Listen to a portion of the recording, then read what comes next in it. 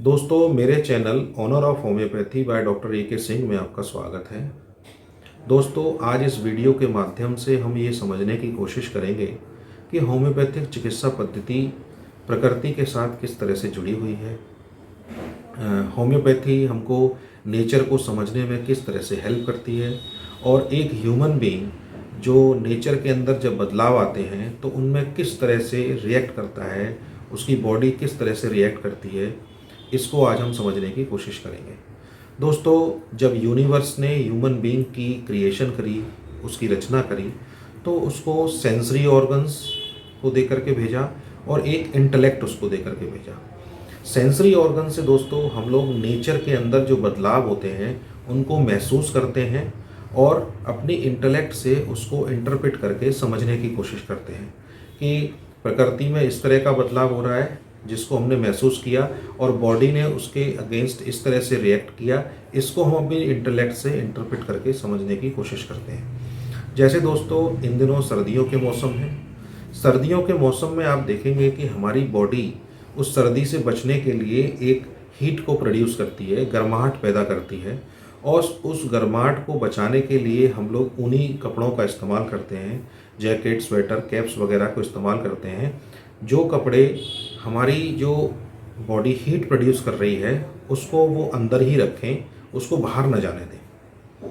तो इस तरह से दोस्तों हम ठंड से बचते हैं। ठंड के अकॉर्डिंग हमारी बॉडी हीट प्रोड्यूस करती है और हम गर्म कपड़े पहन करके उस हीट को बचा के रखते हैं। अब दोस्तों, आपने देखा कि ये फिनोमिना जो हो रहा है ये न्यूटन के थर्ड लॉ के अकॉर्डिंग हो रहा है कि एक एक्शन हो रहा है, उसके इक्वल और अपोजिट डायरेक्शन में एक रिएक्शन हो रहा है। जैसे आपने कोई बॉल दीवार पर मारी तो आप जिस फोर्स से उस बॉल को दीवार पर मारेंगे उसी फोर्स से अपोजिट डायरेक्शन में वो बॉल वापस आएगी। तो जितनी नेचर में हीट पड़ेगी, जितनी नेचर में ठंडक होगी, उसी रेशियो में हमारी बॉडी हीट का प्रोडक्शन करेगी, जो कि इस लॉ के अकॉर्डिंग है, इक्वल एंड अपोजिट। तो दोस्तों, ये जो फिनोमिना है हमारी बॉडी में चलता रहता है। जैसे जैसे नेचर में जो भी बदलाव आते हैं हमारी बॉडी उसको महसूस करती है और हम अपनी इंटेलेक्ट से इंटरप्रेट करके उसको समझने की कोशिश करते हैं। अब गलती हमसे कहाँ होती है कि हमने इस फिनोमिना को समझा नहीं अच्छे से, अपनी बॉडी के सेंसेस से हमने अपनी बॉडी की रिएक्शंस को प्रॉपरली नहीं समझा और हमने सर्दियों के दिनों में गर्म पानी से नहाना शुरू किया। तो कई पेशेंट आते हैं जो बहुत ज़्यादा गर्म पानी यूज़ करते हैं। तो आप देखेंगे कि जब वो गर्म पानी का इस्तेमाल करते हैं तो बॉडी को उसके इक्वल और अपोजिट में जो एक्शन करना होता है, जब वो रिएक्ट करती है तो फिर वो ठंडक को प्रोड्यूस करती है और ऑलरेडी एटमॉस्फेयर में ठंडक है। जब ये ठंडक डबल हो जाती है तो फिर वो पर्सन सफरिंग में आ जाता है, उसको ठंड लग जाती है, जिसको हम कहते हैं कि ऐसे ठंड लग गई। तो ठंड लगने के एक कारणों में से ये कारण है। दूसरा कारण है कि हम लोग धूप में डायरेक्ट बैठते हैं, डायरेक्ट धूप सेकते हैं। तो जब तक धूप रहती है तब तक हमारी बॉडी में ठीक रहता है, वो गर्माहट बनी रहती है। लेकिन शाम को जैसे ही धूप ख़त्म होती है तो बॉडी को ठंडक फील होती है, एक्स्ट्रा ठंडक फील होती है, तो जो उस सूरज की सेकी हुई धूप के अगेंस्ट में होती है। इसी तरह दोस्तों, तीसरा कारण है कि हम हीटर बहुत ज़्यादा यूज़ करते हैं। तो रूम हीटर्स होते हैं जिनको ब्लोअर्स होते हैं, तो हम उस कमरे के वातावरण को गर्म रखते हैं। तो उसमें बॉडी हमारी उस वातावरण के अगेंस्ट जब रिएक्ट करती है तो फिर एक ठंडक प्रोड्यूस करती है और जब वो ब्लोअर बंद होता है या वो हीटर बंद होता है तो फिर हमको ठंडक का एहसास होता है और पहले से ज़्यादा ठंडक का एहसास होता है। तो इसको हमको समझना चाहिए कि हमारी बॉडी नेचर के अंदर जो बदलाव हो रहे हैं उनमें किस तरह से रिएक्ट करती है। ऐसे ही दोस्तों, अगर आपको गर्म पानी से नहाना है तो पानी आप बिल्कुल गुनगुना लें। जैसा कि आप देखते हैं कि सर्दियों के दिनों में जो ग्राउंड वाटर आता है वो अर्ली मॉर्निंग में जो आता है उसमें एक धुआं भी निकलता है और उसकी में एक गुनगुनाहट रहती है। तो नेचर ने उस पानी को इसलिए प्रोड्यूस किया है कि वो हमारी बॉडी के लिए सर्दियों के दिनों में सफिशिएंटली गर्म है। तो पहली बार जब हम पानी बॉडी पर डालते हैं तो थोड़ा सा ठंडक का एहसास होता है, लेकिन उसके बाद वो पानी बहुत अच्छा लगता है और हम उससे काफ़ी देर तक नहाते रहते हैं। तो देखा दोस्तों आपने कि हमारी बॉडी नेचर से किस तरह से कनेक्टेड है। अब दोस्तों इन्हीं फिनोमेनास को हमको समझना होता है कि अगर हम इनको लॉज को फॉलो नहीं करेंगे और हम इन लॉ को नहीं मानेंगे, बॉडी की रिएक्शंस को हम नहीं समझने की कोशिश करेंगे, तो हम अपनी इम्यूनिटी को वीक करेंगे। इन सारी चीज़ों के लिए बॉडी को एक एक्स्ट्रा काम करना हो रहा है, एक एक्स्ट्रा काम करना पड़ रहा है और उसकी इम्यूनिटी भी कमज़ोर हो रही है। तो दोस्तों ये एक फिनोमेना सर्दियों के मौसम में, अगर मान लीजिए हमने इन लॉज को फॉलो नहीं किया और हम बीमार हो गए, तो जब हम बीमार होते हैं तो हम ट्रीटमेंट के लिए जाते हैं। तो जब आप ट्रीटमेंट के लिए जाएंगे तो 3 तरह के ट्रीटमेंट आपको देखने को मिलते हैं, जिसको आज हम समझने की कोशिश करेंगे। पहला ट्रीटमेंट है एलोपैथिक सिस्टम ऑफ ट्रीटमेंट, जिसमें अगर आपको ठंड लगी तो उसमें ये मान लिया जाता है कि इन्फेक्शन अगर हुआ, जुकाम खांसी हुआ, तो मान लिया कि ये वायरल हो गया, ये बैक्टीरियल हो गया, ये फंगल इन्फेक्शन हो गया, तो वो उसके अकॉर्डिंग मेडिसिन देते हैं। वो इस चीज़ को इस तरह से समझने की कोशिश करते हैं। दूसरा मेथड है दोस्तों एंटीपैथिक मेथड। इस मेथड में क्या होता है कि अपोजिट चीज़ों को अप्लाई किया जाता है। जैसे अगर किसी व्यक्ति को कॉन्स्टिपेशन है तो कॉन्स्टिपेशन को समझा जाता है कि आंतों का मूवमेंट कम हो गया है और स्टूल पूरी तरह से क्लियर नहीं हो रहा, तो उसमें कुछ ऐसी मेडिसिन दी जाती हैं जो आंतों के मूवमेंट को बढ़ा देती हैं। तो आपने देखा कि इसमें अपोजिट मेडिसिन को अप्लाई किया जाता है। डायरिया अगर है तो उसमें ऐसी दवाइयाँ दी जाएंगी जो आंतों के मूवमेंट्स को कम करें। तो ये एक एंटीपैथिक मेथड ऑफ सिस्टम है। ये दोनों मेथड दोस्तों इंटेलेक्ट के लेवल से डेवलप्ड है। जैसे कि आप देखेंगे हमने 2 चीज़ों को डिस्कस किया कि एक सेंसिस को समझना और फिर सेंसिस से जो हमने फील किया अपनी इंटेलेक्ट से उसको इंटरप्रेट करके समझना। लेकिन इन दोनों मेथड्स में कहीं भी सेंसिस का, सेंसरी ऑर्गन्स का हमारे का इम्पोर्टेंस नहीं है, केवल इंटेलेक्ट का यूज़ हो रहा है कि अगर कोई इन्फेक्शन हुआ तो उसको हमने बैक्टीरियल या वायरल या फंगल कह दिया, और दूसरे मेथड में हमने देखा कि उसको अपोजिटली मेडिसिन को या इफ़ेक्ट्स को अप्लाई कर दिया। तो ये जो 2 मेथड हैं दोस्तों, ये इंटेलेक्ट के लेवल पर डेवलप्ड हैं। तीसरा मेथड है दोस्तों सिमिलर मेथड, जिसमें जो होम्योपैथी में हम लोग एडॉप्ट करते हैं सिमिलर मेथड। इस सिमिलर मेथड को आज हम अच्छे से समझने की कोशिश करेंगे और देखेंगे कि ये नेचर से किस तरह से जुड़ा हुआ है। और जब हम सिमिलर मेथड को एडॉप्ट करते हैं तो हीलिंग किस तरह से होती है, इसको आज हम समझने की कोशिश करेंगे। सिमिलर मेथड का मतलब है दोस्तों कि जैसे हमने अपोजिट मेथड में डायरिया के केस में ऐसी मेडिसिन दी जो कॉन्स्टिपेशन क्रिएट करती है, लेकिन इस सिमिलर मेथड में हम डायरिया के केस में ऐसी दवाई देंगे जिसने अपनी प्रूविंग में डायरिया को ही क्रिएट किया हुआ है। तो इसको थोड़ा समझने की कोशिश करते हैं। जैसे सेंसरी ऑर्गन्स की जो हम बात कर रहे हैं दोस्तों, तो सेंसरी ऑर्गन्स उस नेचर के जो बदलाव हो रहे हैं उनके इम्पैक्ट्स को एक फोर्स के रूप में समझने की कोशिश करते हैं कि उनका एक फोर्स है। जैसे ठंड है तो ठंड का एक फोर्स है, तो हम कहते हैं कि ठंड काफ़ी ज़्यादा बढ़ रही है, यानी ठंड का फोर्स ज़्यादा है। ठंड कम है तो हम कहते हैं कि ठंड कम है, यानी ठंड का फोर्स कम है। तो जितने भी सेंसरी ऑर्गन हैं वो उस इम्पैक्ट के फोर्स को हमको बताते हैं और उस फोर्स को हम अपने इंटेलेक्ट से इंटरप्रेट करके समझने की कोशिश करते हैं। अब जैसे टेस्ट है, आप खाने में खा रहे हैं तो खाने में नमक तेज है। नमक तेज का मतलब ये है कि उस नमक का जो नमकीन टेस्ट है उसका फोर्स तेज है, और हम अपने इंटेलेक्ट से उसको इंटरप्रेट करके कह रहे हैं कि नमक तेज है। तो ऐसे ही दोस्तों सुनने में कि म्यूज़िक बहुत तेज़ है, तो म्यूज़िक तेज़ का मतलब वो लाउड म्यूज़िक है, हम उसको अपने इंटेलेक्ट से फिर इंटरप्रेट कर रहे हैं कि म्यूज़िक तेज़ है। तो सेंसरी ऑर्गन्स बेसिकली उस जिस चीज़ के लिए उनको बनाया गया है उसके फोर्स को हमको डिनोट करते हैं। ये हमको सर्दी हमको दिखाई नहीं देगी, लेकिन सर्दी का फोर्स हम महसूस कर सकते हैं और अपनी इंटेलेक्ट से उसको हम समझ सकते हैं। तो जो थर्ड लॉ की हम बात कर रहे हैं दोस्तों, वो टोटली इसी पे बेस्ड है। जैसे सिमिलर का मतलब है कि जैसे आपने एक कैंडल ली, उसको जलाया, और कैंडल की जो रोशनी है उसका एक फोर्स है। अब उस कैंडल को लेकर के आप सूरज के सामने गए और सूरज की जो रोशनी है उसका एक फोर्स है, तो आप देखेंगे कि कैंडल का जो रोशनी का फोर्स है वो सूरज की रोशनी के फोर्स में बिल्कुल ख़त्म हो जाता है। यानी कि हम कैंडल की रोशनी के फोर्स को महसूस नहीं कर पाएंगे सूरज की रोशनी के फोर्स में। तो जो वीकर फोर्स है वो स्ट्रॉन्गर फोर्स के कांटेक्ट में आने पे ख़त्म हो जाता है, वैनिश हो जाता है। और इस तरह से दोस्तों इसको हम कहते हैं अ वीकर डायनेमिक अफेक्शन।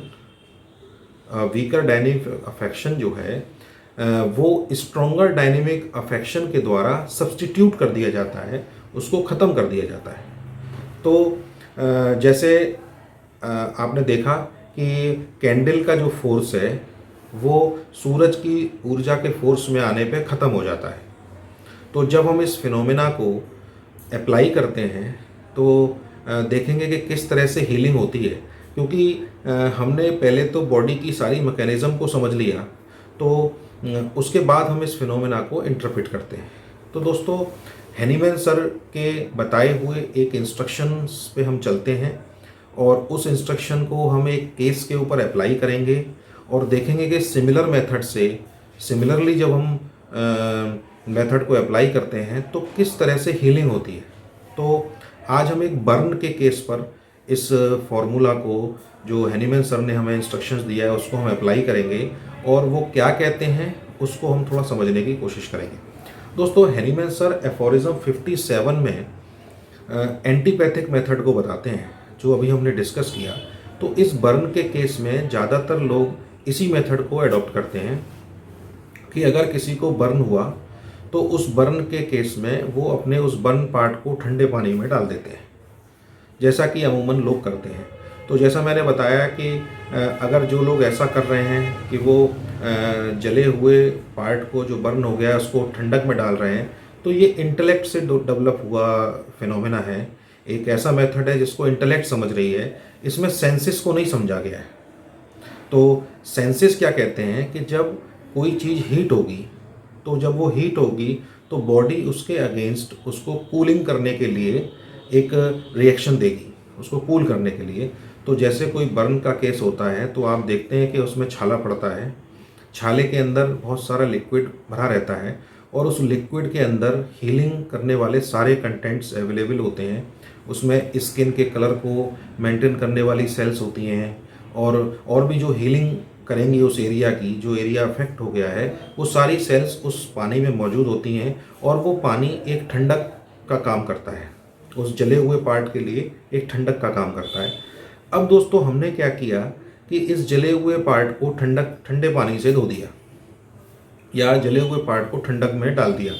अब जैसे ही हम ठंडा पानी उसके ऊपर अप्लाई करेंगे तो बॉडी उसके अगेंस्ट गर्माहट पैदा करेगी, हीट प्रोड्यूस करेगी।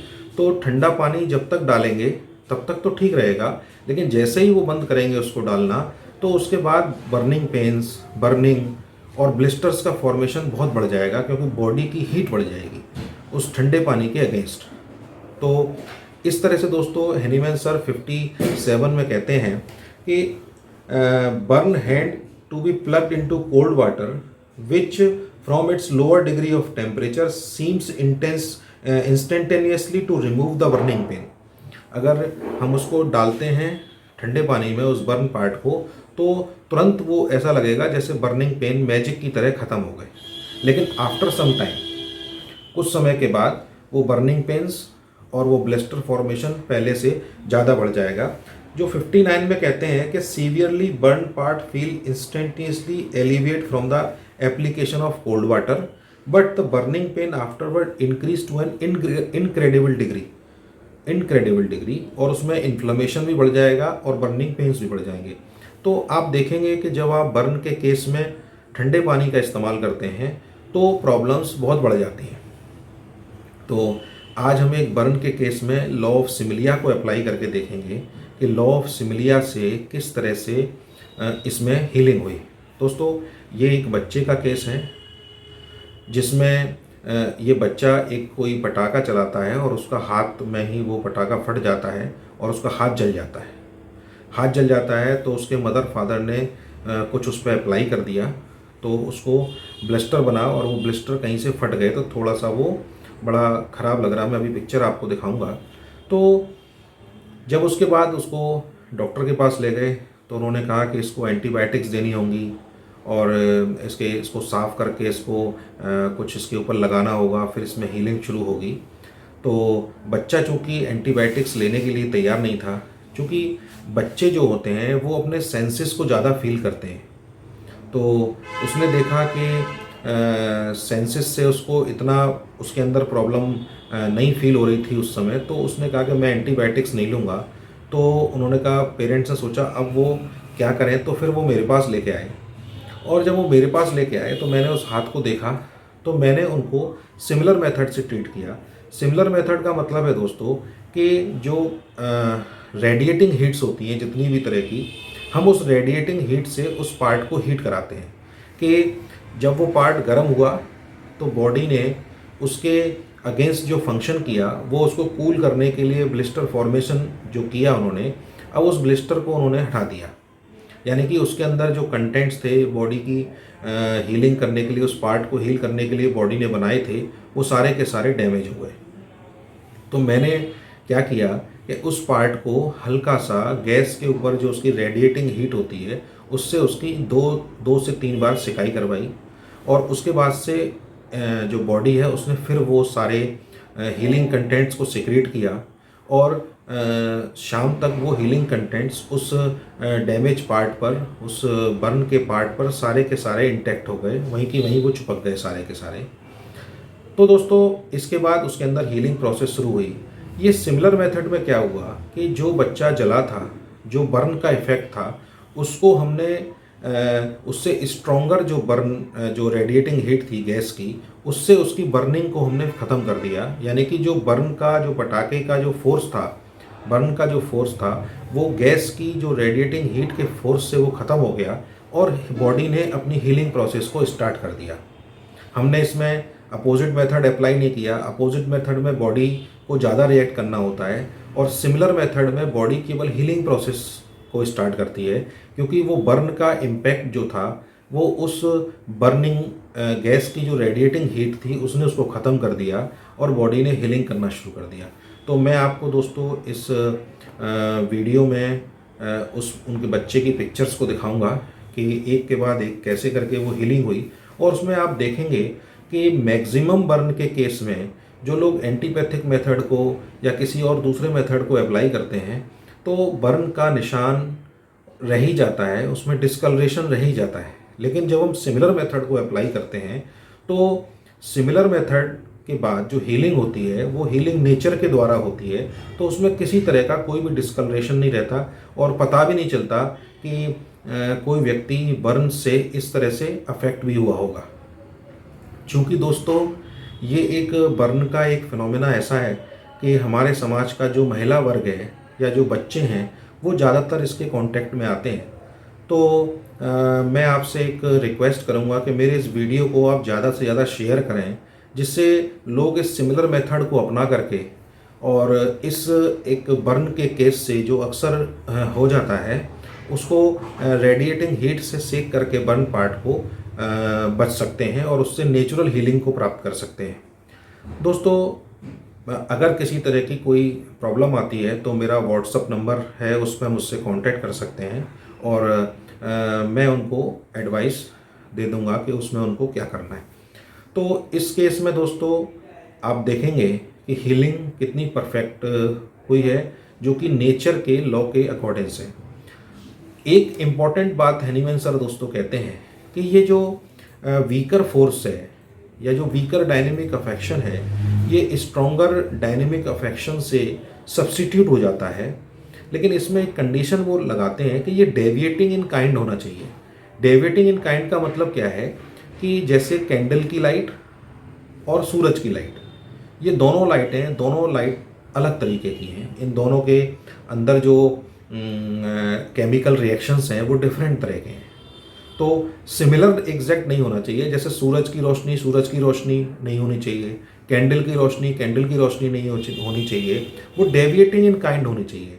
तो जैसे हमने बर्न के केस में देखा कि वो बच्चा पटाखे की फोर्स जो थी, पटाखे की एनर्जी का जो फोर्स था उससे जला, और हमने उसको गैस की जो हीट थी उससे उसको सेक दी। तो ये डेविएटिंग इन काइंड हो गई। और सिमिलर इन मैनिफेस्टेशन, यानी कि सिमिलरली उससे मैच कर रही है, वो भी हीट है वो भी हीट है, बट डेविएटिंग इन काइंड है। और वो वीकर फोर्स थी, ये हमने गैस की उसको स्ट्रॉन्गर फोर्स दी, और स्ट्रॉन्गर फोर्स को हमने थोड़े समय के लिए दिया जब तक कि उसने उस वीक फोर्स को ख़त्म नहीं कर दिया। तो इस केस में दोस्तों आप देखेंगे कि इस लॉ को जब हमने अप्लाई किया तो हीलिंग किस तरह से हुई। तो इस वीडियो में दोस्तों इतना ही। अगले वीडियो में हम आपसे एक हैनीमैन सर की नई कुछ टिप्स को लेकर के आपसे फिर मुलाकात करेंगे। Thank you.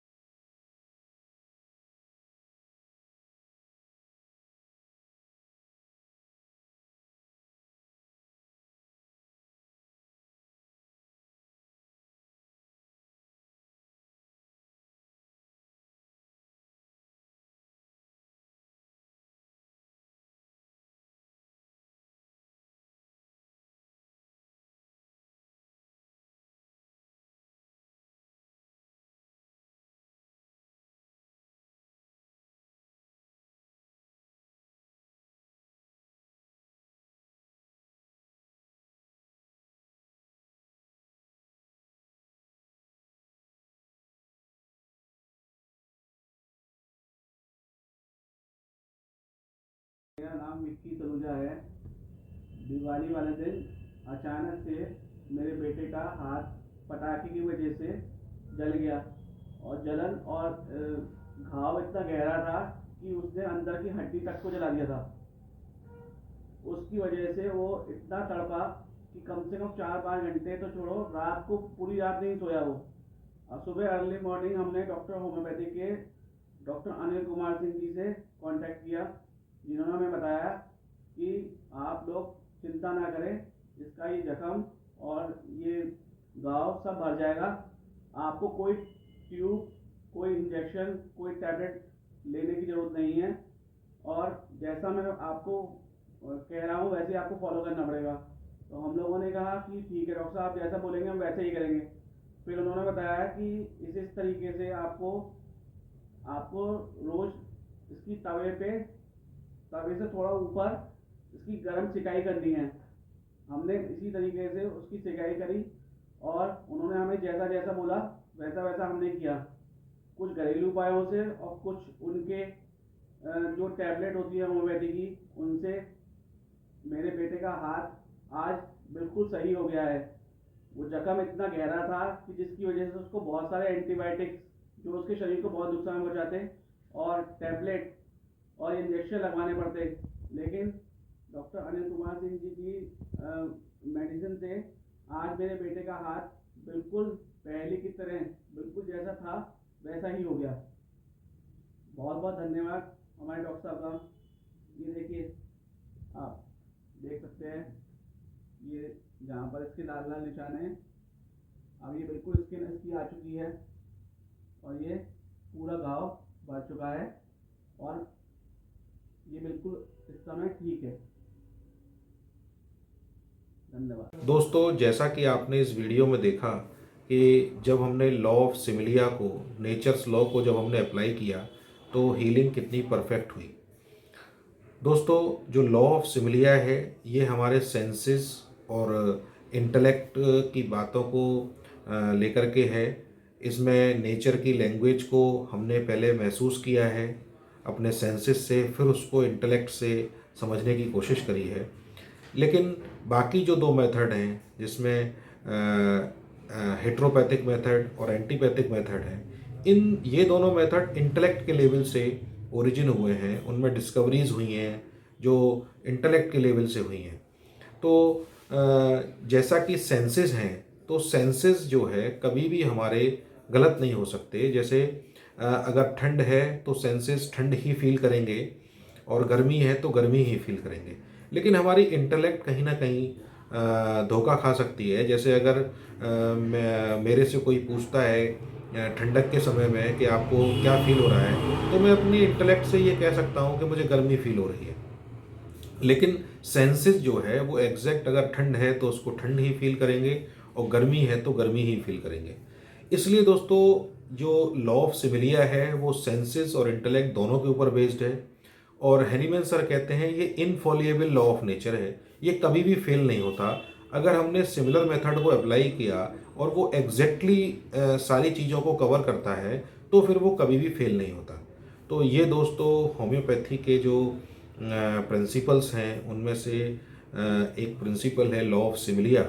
तो लॉ ऑफ सिमिलिया को जब हम अप्लाई करते हैं तो हीलिंग एकदम नेचर के अकॉर्डिंग्स होती है, क्योंकि नेचर ने ही सब कुछ प्रोड्यूस किया हुआ है। और हम जब नेचर को अलाउ करते हैं फंक्शनिंग करने के लिए, तो वो परफेक्ट हीलिंग होती है। इसमें फिजिशियन का किसी तरह का कोई विशेष रोल नहीं होता।